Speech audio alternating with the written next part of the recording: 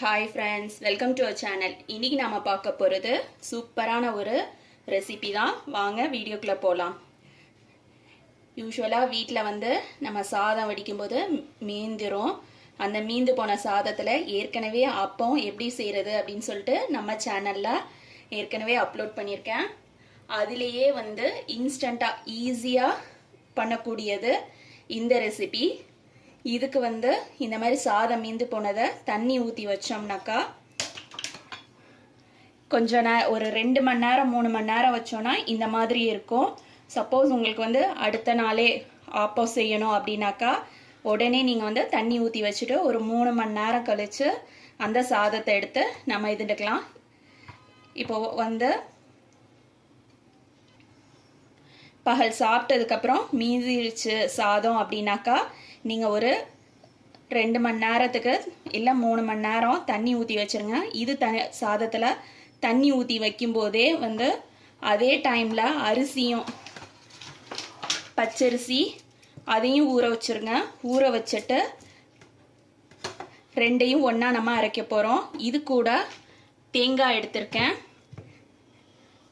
தேங்காய் இப்போது நான் 1 கப் அளவுக்கு சொல்கிறேன். 1 கப் சாதம் எடுத்துருக்கோம் அப்படின்னா அதுக்கு 1.25 அளவுக்கு அரிசி எடுத்துக்கோங்க. அதுக்கு இந்த அளவுக்கு தேங்காய் இருந்தால் போதும். இப்போ இந்த தேங்காவை நம்ம சின்ன சின்னதாக கட் பண்ணி மிக்ஸி ஜாரில் போட்டுக்கலாம்.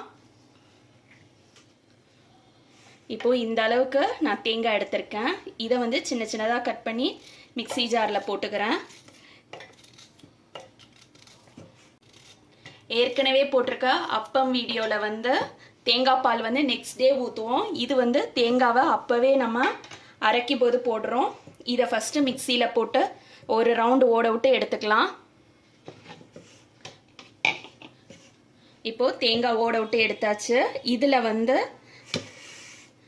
நம்ம தண்ணி ஊற்றி வச்சுருக்க இந்த சாதத்தை ஊற்றிக்கலாம். இந்த தண்ணியை வடிச்சிட்டு வெறும் சாதம் மட்டும் போடணும்.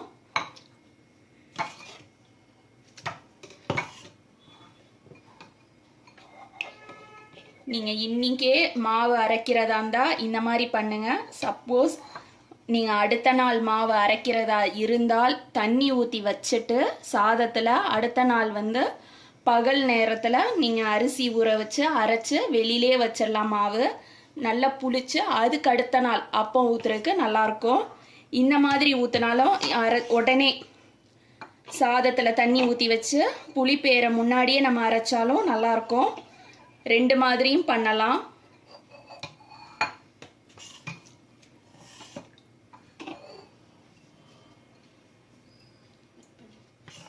இப்போ சாதம் போட்டாச்சு.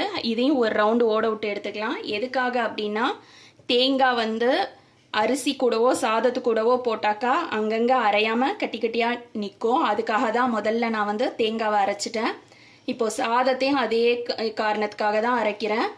சப்போஸ் சாதம் நம்ம அரிசி கூட சேர்த்து அரைக்கும் போது என்ன ஆகும், அங்கங்கே நிற்கும் சாதம் முழுசாக. இப்படி நம்ம நைஸாக அரைச்சிட்டோம்னாக்கா தெரியாது. நான் இதை அரைச்சிட்டு வரேன். இப்போது இதில் அரிசி ஆட் பண்ணிக்கலாம்.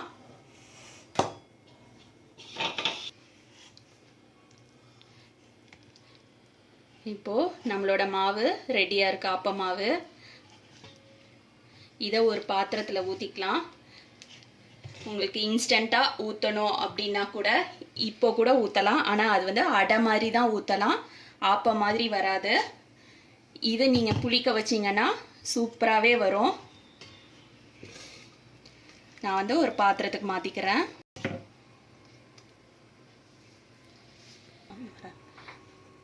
இப்போது இதில் உப்பு போட்டுக்கலாம்.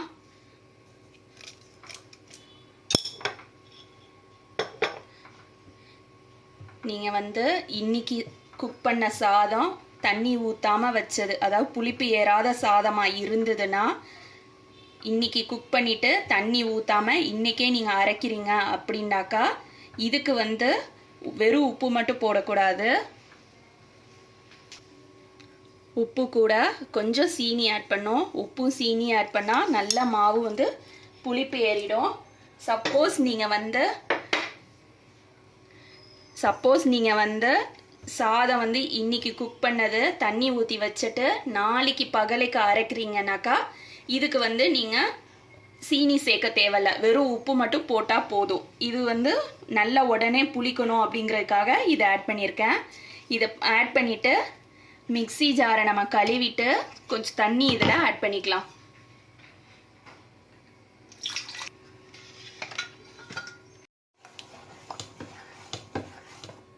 உப்பும் சீனியும் போட்டுட்டு நல்லா கலக்கி விட்டுட்டு கொஞ்சம் தண்ணியை ஆட் பண்ணிவிட்டு இந்த அளவுக்கு மாவு வந்து இருக்கணும். காலையில் நம்ம புளிப்பு ஏறி இருக்கும் மாவு நல்லா ஒரு 12 மணி நேரம் அந்த மாதிரி வச்சிங்கன்னாக்கா புளிப்பு ஏறி அப்படியே பொங்குன மாதிரி இருக்கும். அதுலேருந்து எடுத்து ஆப்பச்சோடா மட்டும் போட்டுட்டு மாவு கலக்கி விட்டுட்டு சப்போஸ் அப்போ தண்ணி தேவைப்பட்டுச்சுன்னா ஆட் பண்ணிக்கலாம். இப்போ இல்லை உடனே ஊற்றணும் அப்படின்னாக்கா அடை மாதிரி ஊற்றலாம். இதில் கொஞ்சமாக ஆப்பச்சோடா மட்டும் ஆட் பண்ணிவிட்டு உப்பு ஏற்கனவே நம்ம கலக்கிட்டோம். ஆப்பச்சோடா மட்டும் கொஞ்சமாக கலக்கிட்டு மாவை கரைச்சிட்டு மறுபடியும் அடை மாதிரி ஊற்றி இன்ஸ்டண்ட்டாக சாப்பிட்றதுனால சாப்பிட்டுக்கலாம். இப்போ இதை வந்து நான் புளிக்க வைக்க போகிறேன். நாளைக்கு அப்போ எப்படி இருக்கும் அப்படிங்கிறத பார்க்கலாம். இப்போது நம்மளோட ஆப்ப மாவு ரெடி ஆயிடுச்சு. இங்கே பாருங்கள் எந்த அளவுக்கு பொங்கியிருக்கு அப்படின்னு சொல்லிட்டு. என்ன ரீசன்னா மாவு நல்லா புளிச்சிருக்குன்னு அர்த்தம்.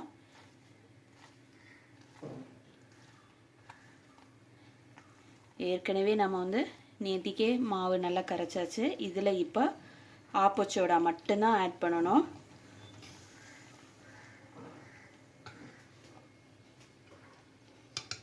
ஆப்பச்சோடா இந்த அளவுக்கு ஆட் பண்ணுறேன்.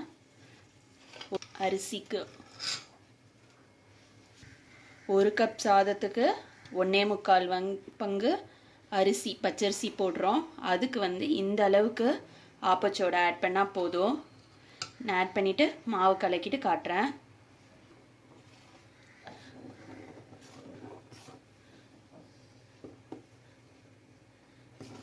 தேங்காய்லாம் போட்டு அரைச்சிருக்கதால மாவில் நம்ம வந்து தண்ணி ஊற்றி மாவு கரைச்சே வச்சிட்டோம். நேத்திக்கே மாவு வந்து இந்த பக்கத்தில் இருக்கணும். மாவு வந்து இந்த பதத்தில் இருக்கணும். இதை ஊற்றி பார்த்துக்கலாம். சப்போஸ் மாவு கொஞ்சம் சாஃப்ட்னஸ் கம்மியாக இருக்குது, கல்லாட்டம் இருக்குது அப்படின்னாக்கா இன்னும் கொஞ்சம் கூட தண்ணி ஆட் பண்ணிக்கலாம். இப்போ முதல் நம்ம வந்து சின்னதாக ஒரு ஆப்பம் ஊற்றி பார்த்துக்கலாம். அப்ப கடாய் வந்து அடுப்பில் வச்சு சூடுபடுத்திட்டேன். இதில் வந்து மாவு ஊற்றிக்கிறேன்.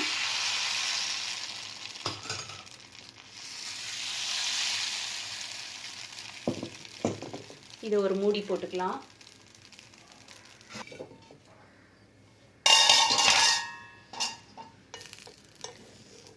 இப்போது நம்மளோட ஆப்பம் வந்து ரெடியாக இருக்குது. இங்கே பாருங்கள் இந்த அளவுக்கு சாஃப்டாக இருக்கும்.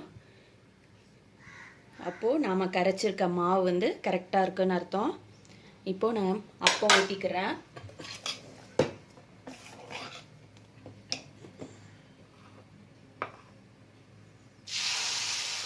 ஃபஸ்ட்டு ஒரு கரண்டி ஊற்றிட்டு இந்த மாதிரி ஒரு சொல்லட்டினோம்னா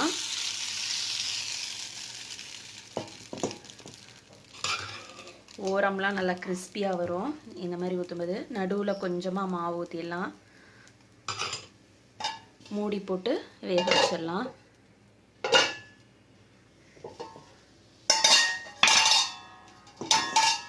இப்போது நம்மளோட ஆப்பம் ரெடி ஆயிடுச்சு.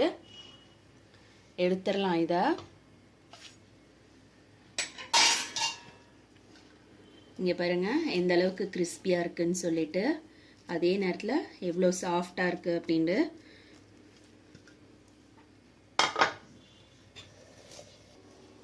இப்போது இன்னொரு அப்பம் ஊற்ற போகிறேன்.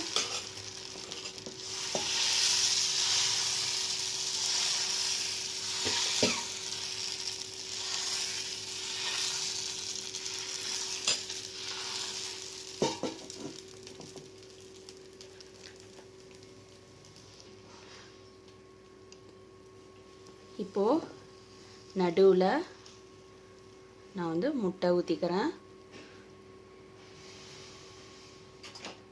சப்போஸ் உங்களுக்கு முட்டை வேணான்னா நீங்கள் இதை ஸ்கிப் பண்ணிக்கலாம். இது வந்து ஃப்ளவர் அப்பம். பசங்களுக்கு வந்து இந்த மாதிரி செஞ்சு கொடுத்தா ரொம்ப பிடிக்கும். இதையும் மூடி போட்டு அடுப்பு வந்து ஸ்லோ குக்கில் வச்சு பண்ணணும், மீடியமில் வைக்கக்கூடாது. ஏன்னா நடுவில் உள்ள இந்த மாதிரி அப்பத்துக்கு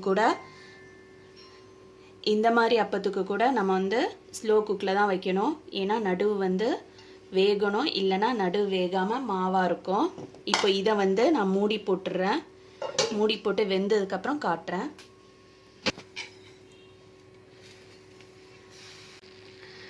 இப்போது நம்மளோட முட்டைப்பமும் ரெடி ஆயிடுச்சு. இங்கே பாருங்கள், ஓரம்லாம் நல்லா கிறிஸ்பியாக இருக்கும். முட்டையும் நடுவில் வெந்திருக்கு.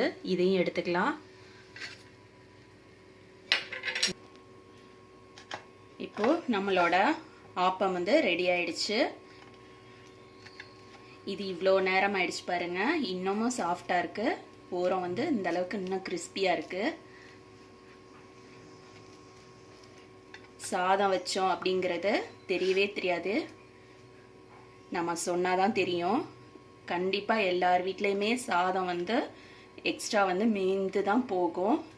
மீந்து போன சாதத்தில் இதை செஞ்சு பாருங்கள். அதே மாதிரி ரேசன் அரிசி எல்லார் வீட்லேயுமே இருக்கும். ரேசன் பச்சரிசியில் செய்யுங்க, புழுங்கல் அரிசியில் செஞ்சிடாதீங்க, நல்லா வராது.